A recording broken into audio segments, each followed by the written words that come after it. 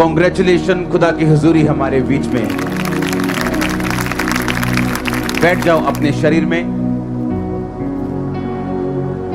आत्मा में आप मेरे साथ खड़े हैं। अपनी हाथों को उठाओ और बोलो, परमेश्वर आज जो मैं सुनूं सौ गुना फलों को लेके आऊं। प्रभु यीशु मसीह के सामर्थी नाम में हम मांगते हैं। एक बात को आपने याद रखना, परमेश्वर ने कहा तुम्हारी लड़ाई शारीरिक नहीं आत्मिक है। आमीन। इसलिए हम मांस और लहू के साथ नहीं लड़ रहे। हमारा विरोधी आरएसएस नहीं, हमारा विरोधी सिख नहीं, हिंदू नहीं, कैथोलिक नहीं, हमारा विरोधी शैतान है, बाइबल कहती है। आमीन। और परमेश्वर ने कहा अगर ये युद्ध हमारा आत्मिक है तो हमें लड़ना भी आत्मिक रीति से पड़ेगा। और आत्मिक रीति से वही लड़ सकता है जिसकी स्पिरिचुअल, जिसकी अंदर की आंखें जो है वो खुली। अगर एक क्रिश्चियन अपनी अंदरूनी आंखों से अपनी सिचुएशन को, अपनी लाइफ को देखना शुरू कर दे तो उसे परमेश्वर का महान पर्पस, परमेश्वर की महान योजना, डिवाइन पर्पस, महान प्लानिंग उसको नजर आएगी। और जब परमेश्वर की योजना आपको नजर आएगी आप गिरेंगे नहीं। आज एक स्टोरी मैं आपको बताना चाहता हूं, अगर आप इसे ध्यान से समझ गए। बाइबल कहती पुराना नियम आपके इंटरटेनमेंट के लिए नहीं लिखा, आपकी नॉलेज को बढ़ाने के लिए नहीं लिखा। ये कोई टोटका नहीं है कि आप 100 बार पढ़ोगे तो आप ठीक हो जाओगे। बाइबल परमेश्वर के लिखे हुए वचन है, यानी परमेश्वर के जो वचन रियल है वो ये नहीं है, वो बोले गए हैं। इसमें सिर्फ हम जानते हैं कि उसने बोला क्या था। आमीन। और जब ये वचन आप पढ़ते हो जो बाइबल में लिखे हैं आपके, तो इसमें लिखा, जब हम निर्गमन 1 बाब 2 बाब 3 बाब पूरा पढ़ेंगे, हम आप इसे घर जाके पढ़ेंगे, मैं कुछ कुछ हिस्से इसके पढ़ूंगा। इसमें लिखा है यूसुफ तो मिस्र में पहले ही आ चुका था और यूसुफ और उसके भाई और पीढ़ी के सब लोग मर मिटे। इजराइल की संतान फूलने और फलने लगी। वे लोग अत्यंत सामर्थी बनते गए और इतना बढ़ गए कि सारा देश उनसे भर गया। मिस्र में एक नया राजा गद्दी पर बैठा था जो यूसुफ को नहीं जानता था। उसने अपनी प्रजा से कहा, देखो इजरायली हमसे गिनती और सामर्थ्य में अधिक बढ़ गए हैं, तो आओ हम उनके साथ बुद्धिमानी से बर्ताव करें। ऐसा ना हो कि वो बहुत बढ़ जाएं और यदि लड़ाई का समय आ जाए तो वो हमारे बैरियों से मिलकर हमसे लड़े और हम देश से निकल जाएं। इसलिए उन्होंने उन पर बेगारी करने वाले बंदे नियुक्त किए जो उन पर भार डाल डालकर उनको दुख देते थे। और फिरौन ने उनके लिए पितोम और रामसेस नामक 2 भंडार वाले नगरों को बनाया। पर ज्यों-ज्यों वो उनको दुख देते गए त्यों-त्यों वो बढ़ते गए और फैलते गए, और इसलिए वो इजरायलियों से अत्यंत डर गए। सब बोलो आमीन। एक सवाल आपके दिल में आता है, क्यों मेरे साथ ये क्यों हुआ? ये मेरे साथ क्यों हुआ? मैं तो बहुत अच्छा हूं लेकिन मेरे साथ ऐसा क्यों हुआ? वाई, क्यों लाइफ ने मेरे साथ ऐसा क्यों किया? इजरायली लिखा एक राजे के अधीन गए। क्यों? मैं आपको बताता हूं क्यों। उनके बच्चे पूछते होंगे क्यों?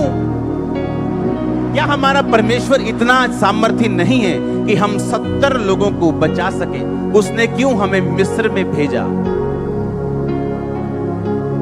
क्योंकि वो 70 लोग थे जो परमेश्वर की संतान थे। अब्राहम, याकूब, यूसुफ, इसहाक, उसके जो सारा वंश 70 लोग थे सिर्फ। और उनसे परमेश्वर ने वायदा किया था, मैं तुम्हें आकाश के किरणों के समान करूंगा। हाँ या ना? अगर परमेश्वर उन 70 लोगों को मिस्र के अधीन ना करता, वो 70 लोग कभी जिंदा नहीं बच पाते। लोग उनको मारते, दूसरे राजा उनको लूटते, डाकू उनको लूट के लेके जाते। अगर वो 70 लोग उस राजे के अधीनगी में नहीं जाते तो जिंदा नहीं बच पाते। ये कारण था उनका 400 साल उस राजा की अधीनगी करने का। क्योंकि परमेश्वर आपके लिए बेस्ट जानता है क्या है। टाइम आ गया था छूटने का। आमीन। सुनो ध्यान से, अब 400 साल बीत गए थे, छूटने का टाइम आ गया था। अब इजरायली छूटने को तैयार नहीं थे। वो इतना आदत हो गई थी उनको मछलियां खाने की, चिकन खाने की, वो छूटने के लिए तैयार नहीं थे वो। और परमेश्वर जानता था कि अब तुम्हें छूटना है, अब तुम्हें आगे बढ़ना है। और अब परमेश्वर ने क्या किया? परमेश्वर ने राजे के दिल में यह डाला कि वो उनके साथ बुरा बर्ताव करे और उनको कठिन सेवा दे और उसको मारे और पीटे और उसको दुख दे और उनके बच्चे छीन ले, उनके बच्चों को मार दे। ऐसा व्यवहार वो उनसे करने लगा। क्योंकि अगर इस व्यवहार के बिना मूसा उनके पास आता और खुदावंद मूसा को उनके पास भेजता ये कह के कि मैं मूसा हूं, खुदा का दास, चलो मेरे पीछे, प्रभु ने बुलाया है, तुम्हें दुख तो जरूर होगा लेकिन तुम छूट जाओगे। सब बोलते ए कौन मूसा, कौन दास, चल भाग जा यहां से। ऐशदाई थोड़ी है तो निकलांगे, हम खुश हैं यहाँ पे, राजा हमारी रखवाली करता है, हमें खुद तलवार चलाने की जरूरत नहीं है, हम बस टैक्स देते हैं, आराम से खाते हैं पीते हैं, हम क्यों जाएंगे तेरे पीछे। परमेश्वर ने राजे के दिल में यह डाला कि वो उन्हें दुखी करे। और बाइबल कहती है दुख थोड़े दिनों का नहीं था, सालों चला। फिर भी लिखा इजरायली फलवंत होते गए। एंड में राजा ने कहा पूरी प्रजा को इकट्ठा करके कि मैंने 2 धाइयां रखी थी। जब इजरायली लड़कियां, वो औरतें प्रेग्नेंट होती थी, जब बच्चा जन्ने वाली होती थी, तो मैंने धाइयों को हुक्म दिया था अगर तो बेटा हो तो मार देना, बेटियां हो तो रख लेना। लेकिन वो धाइयां परमेश्वर का भय मानती थी। और जब किसी को मैसेज आता था कि वो लड़की, वो बेबी जन्ने वाली है, हाँ, तो वो लेट जाती थी जानबूझ के। अगर मैंने इधर से जाना है तो पूरी चर्च घूम के जाती थी और राजा को बोलती थी वो बहुत फुर्तीली है, हम जैसे ही वहां पहुंचती हैं उनका बेबी हो चुका होता है। इसका मतलब परमेश्वर आपको डिवाइन हेल्पर्स देगा। सुनो ध्यान से, अपनी लाइफ को एक पिक्चर की तरह अपने सामने लेके आओ और उसका हर एक इवेंट उसको याद करो, आपकी लाइफ की हर घटना को याद करो, आप खुदा के बड़े हाथ को वहां पाएंगे। जब परमेश्वर ने उन्हें बुलाया, फिर राजा के दिल में डाला कि वो उन्हें दुखी करे, उनके बच्चे तक मारने लग गए। और तब परमेश्वर ने मूसा को चुना। वो मूसा बच्चा था अभी, उसकी मां को मालूम हो गया कि अब मैं अपना बेटा छुपा नहीं सकती। उसने पानी में एक टोकरी बना के मिट्टी की और लकड़ी की उसने उसमें उसको फेंक दिया। किसने उठाया उसे? रानी ने, राजे की बेटी ने, क्योंकि वो नदी पे नहाने गई थी। कोई रानी, कोई राजकुमारी नदी पे नहाने नहीं जाती थी। ये रूल था राजघरानों का कि कोई रानी नदी में नहाने नहीं जाती थी। उनके लिए पॉन्ड होते थे, उनके लिए स्विमिंग पूल बड़े बड़े उनके घराने में होते थे। पर उस दिन परमेश्वर ने उसके दिल में डाला आज तू जब नहाएगी तो नदी में जाएगी, क्योंकि वहां मूसा था। और बाइबल कहती है जब मूसा वहां पहुंचा तो उसकी बहन भी पीछे पीछे थी कि मेरे भाई का क्या हुआ। जब टोकरी खोली गई तो मूसा रो रहा था। उसने एक्सेप्ट किया मूसा को। मूसा 40 साल उस भवन में रहा, राजकुमार बन गए। पता है क्यों? क्योंकि मूसा चुना हुआ था। परमेश्वर जानता था अगर मूसा चुना हुआ है और मैंने अपना दिल, अपना कर्म और अपनी पूरी तरह से अपनी इच्छा और मेरे काम करने का तरीका अगर मूसा पे प्रकट नहीं किया तो ये कल लोगों को छुड़ा नहीं पाएगा। कैसे? क्योंकि मूसा राजघराने में बड़ा हुआ। जब मूसा अभी पलंग पे होता था तो पलंग से नीचे उतरने के लिए जूती आती थी सोने की, कारपेट बिछता था और मूसा निकलता था। और जब मूसा 40 साल का हुआ उसे मालूम हुआ अरे मैं तो हिब्री हूं, मैं तो मिस्री थोड़ी हूं, मैं अपने भाइयों को छुड़ाऊंगा। और बाहर जाके 2 भाई जब लड़ रहे थे उसने एक मिस्री को मार दिया और रेत में छुपा दिया। अगले दिन जब बाहर गया तो उसके अपने हिब्री भाई बोले ए हमें मत रोक, जैसे कल तूने एक मिस्री को मार दिया था तुझे हमें मारने आया। मूसा को समझ आ गई, ना तो बल से, ना मेरे राज से, ना शक्ति से, अगर खुदा का काम करना है तो किसके द्वारा होगा। लेकिन मूसा भागा, क्योंकि मूसा को लगता था अपनी शारीरिक पोजीशन, अपनी राजकुमार की कुर्सी, अपनी पावर और अपने पैसे से मैं परमेश्वर का काम कर लूंगा। इसलिए मेरे भाइयों और बहनों, लोग सेवकाई में फेल है क्योंकि सेवकाइयां पैसे से नहीं चलती, ये परमेश्वर की पावर से चलती हैं। और मूसा को यह बात समझाने के लिए परमेश्वर ने उसको 40 साल की ट्रेनिंग करवाई। 40 साल वो राजकुमार के घराने में रहा, उसकी बात को कोई मोड़ नहीं सकता था, अथॉरिटी वाला बंदा बना दिया उसको। और उसको ये बात फिर समझाई गई ट्रेनिंग के द्वारा कि तेरी शारीरिक अथॉरिटी, तेरी शारीरिक पोजीशन, तेरा फेम, तेरी पावर, तेरा पैसा परमेश्वर के लिए कुछ नहीं कर सकता। लेकिन मूसा भागा। जब उसे मालूम हुआ कि मेरी कत्ल की बात खुल गई, लेकिन वहां से भागा, अगले देश में चला गया, मिधान में। वहां पे उसको कुछ औरतें मिली जिनके साथ चरवाहों की लड़ाई हो रही थी। मूसा ने उन्हें बचाया, उनकी भेड़ों को पानी पिलाया।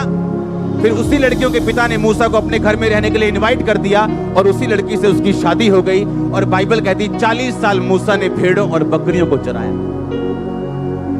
40 साल भेड़ों और बकरे को इसलिए चराया, परमेश्वर ने उसे किसी लोहार के घर नहीं भेजा, सुनार के घर नहीं भेजा, किसी किसान के घर नहीं भेजा। परमेश्वर ने भेड़ों और बकरियों को चराने वाले के घर में भेजा, ताकि मूसा ये जान सके जब मैं उसको बुलाऊं कि जिस तरह ये भेड़ और बकरियां अपने आप नहीं चर सकती, उसी तरह तू मेरे लोगों को चराएगा एक दिन। हर चीज ट्रेनिंग के नीचे थी। एवरीथिंग, मूसा का दुख, मूसा का सुख, 40 साल पैलेस में रहना, 40 साल भेड़ बकरे को चराना, एवरीथिंग वाज प्री प्लान्ड। पहले से निर्धारित था, पहले से उसका खाता खुल चुका था परमेश्वर के सामने। वो पहले से ही सब कुछ प्री प्लान था। आप एक फिक्स मैच खेल रहे हो, एंड में जीत आपकी है। Pre plan match, fix match, जहां परमेश्वर उसको जानता है कि इसको जब मैं 80 साल का बुलाऊंगा, ये नहीं कहेगा काश मैं राजा पैदा होता तो मुझे इतना टेंशन नहीं होती, मैं ऐसे ही खुदा का काम कर देता। काश मैं करोड़पति होता तो ऐसे ही क्रूसेड कर लेता। करोड़पति फेल है क्रूसेड्स में। करोड़ों रुपया क्रिश्चियन कई लोगों के पास, एक रू नहीं बचती उनसे साल में। प्रॉब्लम ये है, जब एक क्रिश्चियन नहीं जानता कि मैं फिक्स मैच में हूं, उसे लगता है नहीं, ये प्रॉब्लम मुझे खत्म कर देगी, ये दर्द मुझे खत्म कर देगा, ये डाइवोर्स उसे खत्म कर देगा, ये बिजनेस फेलियर मुझे हार्ट अटैक दे देगा। नेवर। आप उनमें नहीं हो, आप उनसे ले लिए गए। वो दूसरे लोग हैं जो फेलियर से हार्ट अटैक होते हैं, आपका हार्ट फलवंत होगा और ब्लेस होगा। क्यों? रीजन, एक रीजन है, ये रीजन है। मैं मोटिवेशनल स्पीकर नहीं हूं जो आपको खुश करने के लिए आया हूं। मैं एक स्पिरिचुअल स्पीकर हूं, मैं आपको स्पिरिट की चीजें दिखाने के लिए आया हूं। आप समझ रहे मेरी बात को? आप फिक्स मैच में, जिस तरह मूसा फिक्स मैच में था, उसके पहले 40 साल फिक्स थे कि ये भवन में रहेगा, सोने चांदी की जूतियां डालेगा, इधर नौकर, इसके मुंह से बात निकलेगी और पूरी होगी। ताकि मूसा जब अपने राजकुमार की कुर्सी के तले न्याय करने के लिए जाए और मेरा काम करने के लिए जाए, ट्रेमेंडसली बुरी तरह से फेल हो जाए। और मूसा को यह वचन याद आए, ना बल से ना शक्ति से, उसकी आत्मा के द्वारा हमें। अब 40 साल मूसा भागा, विधान देश में परदेशियों के रहा, वहां भेड़ों और बकरियों को चराया।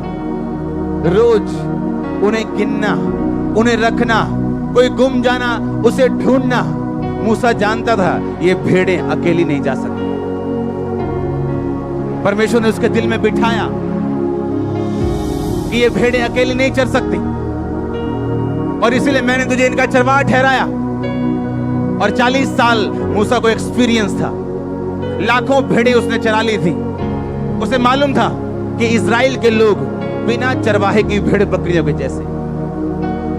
अब उसे मालूम था कि वो एक चरवाहा होने के लिए चुना गया, और जब परमेश्वर की कॉल उसको आई, उसने उस कॉल को थोड़ी सी बहस के बाद रिसीव किया।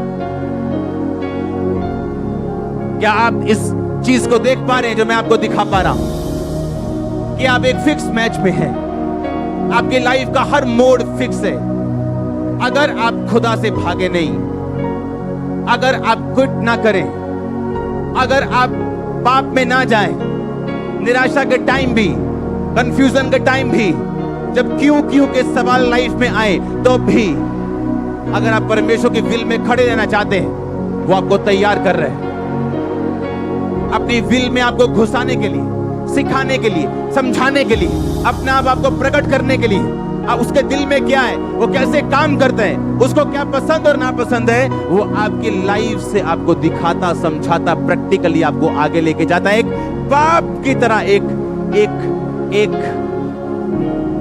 उस व्यक्ति की तरह नहीं जो पैसा लेके 2 महीने पढ़ाने के लिए आता है। हालांकि वो भी महान कहलाता है, वो टीचर कहलाता, पर ये उस बाप की तरह है जो बचपन से अपने बेटे को उस तरह से ट्रेंड करता है कि जब ये एक लेवल पे आए तो कभी गिरे ना, कमजोर होके टूटे ना।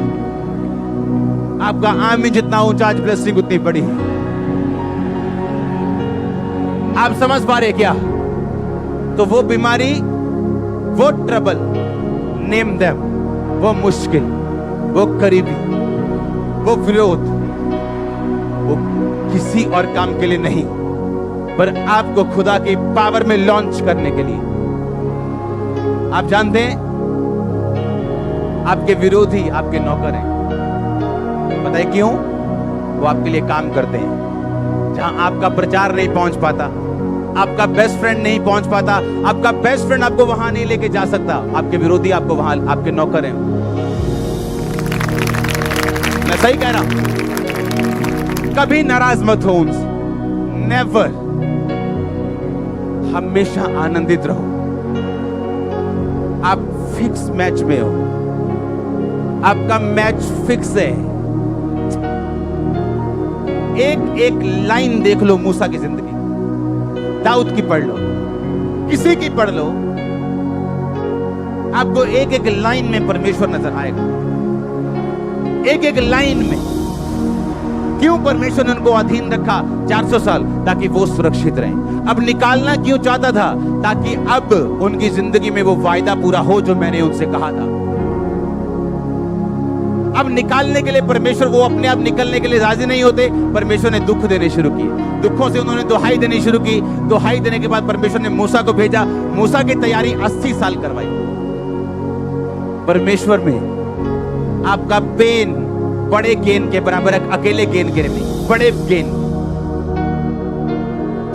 के, बड़ा फायदा। अगर आप ये बात समझ आए तो वो मैच फिक्स था। पहले 40 साल फिक्स थे, अगले 40 फिक्स थे। परमेश्वर ने पूरी तरह सिखा दिया, मूसा तूने करना क्या अब तुम्हें मालूम। हालेलुया। उसे मालूम था अब क्या करना है। उसके लोगों ने गलतियां की। मूसा बड़ा गुस्से वाला व्यक्ति था। पहले 40 साल क्योंकि वो अथॉरिटी में रहा था, अमीर घराने में, गुस्से वाला था वो। अगले 40 साल जब उसने भेड़ों के साथ बिताए, अगले 40 साल परमेश्वर ने उसे हलीम कर दिया। और अब उसके लोग जब बेवकूफियां करते थे तो वो उन्हें मारता नहीं था, उनका कत्ल नहीं करता था, उनको समझाता था। कई बार वो प्रूफ करता था, गुस्सा करता था। लेकिन वो 40 साल जो भेड़ों के साथ बिताए, उसे मालूम था ये भेड़ें अपने आप नहीं चल सकती। क्या आपकी लाइफ में हो रहा है? किस जगह से आप गुजर रहे हैं? किस कंफ्यूजन से जा रहे हैं? आप सोचो, परमेश्वर पेन का यूज करता है, कई बार कंफ्यूजन यूज करता है, हेट्रेड, नफरत, कड़वाहट, अकेलापन, वो यूज करता है। इन चीजों को वो यूज करके आपको अपने करीब लेके आता है। पर जब वो ऐसी चीजें हो रही हो आपकी लाइफ में, क्या आप खुदा के करीब जाने के लिए तैयार हैं? क्या आप अपनी लाइफ को अब स्पिरिचुअल एंगल से देखने के लिए तैयार हैं, या शारीरिक व्यक्ति की तरह देखेंगे? क्योंकि बहुत से लोग थे जो फेल हो गए, सैमसन की तरह। बहुत से लोग फेल हो गए शाऊल की तरह। जब आपको परमेश्वर ने ब्लेस किया बुलाया, बुलाहट दी, अपनी लाइफ को स्पिरिचुअल एंगल से नहीं देखा, अपनी लाइफ को स्पिरिचुअल आईज से नहीं देखा, अंदरूनी आंखों से नहीं देखा, बल्कि अपनी आंखों से जज करते रहे कि नहीं अभी फर्क तो पड़ा नहीं, अभी बपतिस्मा नहीं लेंगे, पहले देखेंगे। क्या देखेंगे? क्या देखेंगे? उसने आपके लिए नया क्रूस पे चढ़ना है क्या? फिर कोड़े खाने? क्या देखेंगे? अपनी लाइफ को चेक करो, अपनी लाइफ को देखो।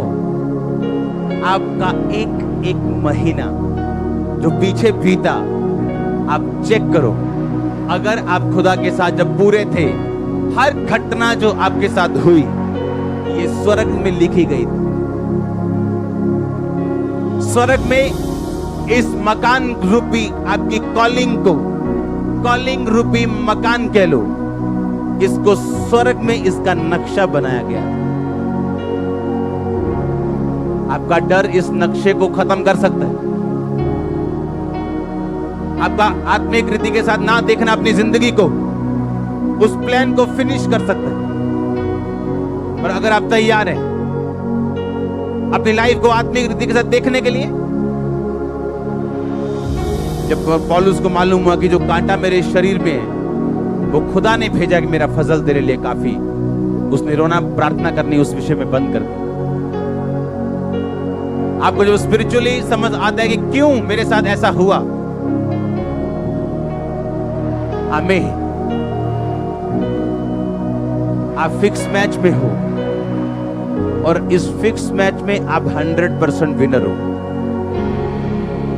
आपकी हार का कोई चांस नहीं। हीरो कभी मरते नहीं। हीरो मैंने कहा मरते नहीं। देखा पौलुस को पत्थर मार मार के लोग मरा समझ चल गए, उसने एक बार भी नहीं कहा परमेश्वर मेरी आत्मा ग्रहण कर। बुद्धिमान, उसने कहा मैं मुंह से स्वीकार ही नहीं करूंगा, मैं मरूंगा। स्तिफनुस की तरह नहीं था, कहता कुछ नहीं बोला। जब जेल आगे इकट्ठे हुए तो वो फिर से जी उठा। आप फिक्स मैच में, आपका मैच पहले से फिक्स है, लाइफ फिक्स है पहले से। परमेश्वर आपको निकालेगा।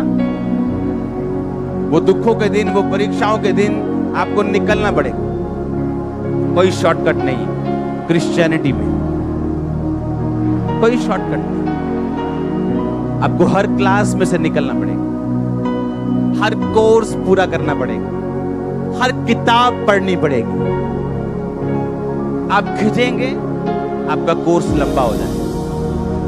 आप गुस्सा करेंगे प्रभु पे, आपका कोर्स लंबा हो जाएगा।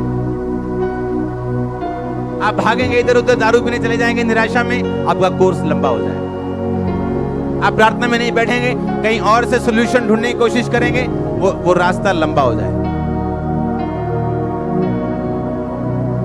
और फिर से घूम के आएंगे वापस, माफी मांगेंगे फिर से, और फिर से तौबा करेंगे, फिर से उस ट्रैक पे तो आ जाएंगे, लेकिन फिर चलना पड़ेगा और हर कोर्स पूरा करना पड़ेगा। और जब आप वो कोर्स पूरा कर लेंगे, कोई आपको बीट नहीं कर पाएगा। अगर प्रभु ने आपको चुना, अगर परमेश्वर ने आपको बुलाया, तो क्यों डरते हो? आपकी सिचुएशन लिखी गई है, आप उसे मोड़ नहीं सकते। सिर्फ प्रेयर में ग्रेसफुली आप उस पर रुक के प्रार्थना करके उस पर आगे बढ़ सकते। वो करेले का घूंट हो या सेब का जूस हो, आपको पीना पड़ेगा। आपको हर कोर्स लेना पड़ेगा। लेकिन अगर आपने वो ले लिया, मैंने कहा कोई आपको बीट नहीं कर पाएगा। नोबॉडी। परमेश्वर ने कभी कॉपी नहीं चुना, आप यूनिक हो, बिल्कुल यूनिक। अगर प्रभु ने मुझे चुनना होता, अगर मैं संसारिक दृष्टि देखूं, तो वो मुझे तब चुनता जब मैं कंप्यूटर इंजीनियर बन के अपने पूरे शबाब पे था। वो मुझे तब ना चुनता जब मेरी पढ़ाई दराई सब रह गई थी और मैं मेंटली अपसेट था और लोगों से बात नहीं कर सकता। मेरा ये प्रीच करना अपने आप में मिरेकल है। मैं बुद्धिमान होके नहीं चुना गया हूं, महामूर्ख होके चुना गया। हाँ, एक पागल के रूप में चुना गया, जिसने जलंधर का कोई हॉस्पिटल नहीं छोड़ा, कोई जगह नहीं छोड़ी, सब जगह देखभाल के, दवाइयां खा के, सब करा के, सब कुछ, और ऐसे अटैक होते थे, मेंटली अपसेट, खाना नहीं खाना, कितने कितने दिन तक रोते रहना, कितने डिप्रेशन में रहना, गाड़ी उठाना, ओवरडोज नशे की लेना, 2-2 घंटे में 2 किलोमीटर लेना, इधर जाना, सीधे चले जाना, सीधे जाके पता लगना 5 किलोमीटर मेरा घर तो पीछे है, वहां सीधे जाना, सीधे निकल जाना, ऐसा डिप्रेशन। और मुझे आज भी याद है, गाड़ी के बीच में अपना मोटरसाइकिल, 2 गाड़ियों के बीच, इतना ओवर नशा, और थैंक गॉड मैं जीवित हूं। आमीन। तो इसलिए मैं नहीं कहता कि मैं समझदार था, मैं ये था, मैं जानता हूं मैं क्या था, इसलिए मैं कह रहा हूं वो आपको भी कर सकता है। आपकी सिचुएशन मुझसे बुरी नहीं, अगर वो उसको उठा के ऐसा बना सकता है, आप तो पहले से बेटर हो। थोड़ा टाइम लगेगा आप पे। आप तैयार है क्या? उसको योद्धा चाहिए। योद्धा होते ना, स्टिल स्टैंड स्टिल, खड़े होने वाले। अपनी लाइफ का सोची जाना, नो नो नो, परमेश्वर में आप अपनी लाइफ का सोचोगे तो परमेश्वर का ये बेइज्जती है। उसको लगता है ये अपनी लाइफ के बारे में ज्यादा अच्छा सोच सकता है, अच्छा मैं इसके बारे में कम सोच सकता हूं। ऐसा ही है क्या? आप अच्छा सोचते थे परमेश्वर से, आप ज्यादा अच्छा सोचते प्रभु से, कि प्रभु सोचता आपसे ज्यादा अच्छा आपके लिए, परमेश्वर सोचता है आपके लिए, करता भी है वो। उसके हाथों में आज से सब कुछ दे दो। God bless you all. मैंने कहा God bless your family, God bless your finances, God bless your life in the name of Jesus Christ. यीशु मसीह के नाम में आमीन। ऊंचा आशीष हो चर्च।